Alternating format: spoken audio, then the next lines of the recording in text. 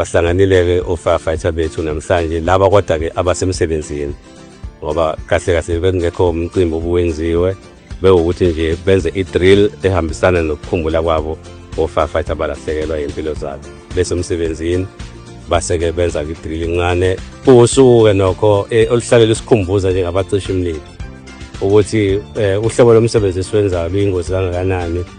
Kodwa-ke okusalayo ukuthi luyingozi kuwona wonke umuntu ophilayo, aliyona ingozi kuthina njengabacishi kuphela emphakathini jikelele.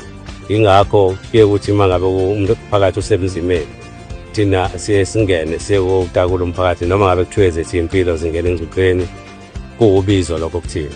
Ingakho nje kuba khona kwezinye ikhathi abaye basala enkundleni njengalabo abaye bakhunjula usuku nomhla ka4 kuMeyi iminyaka yonke. Kungijabulisile ngikubonile kwenziwa abacishi esibakhuthaza zonke insuku ukuthi bangalahli ithemba, bangabi novalo ngoba uma umcishi womlilo uvalo yona into yokugcina ongaba nayo.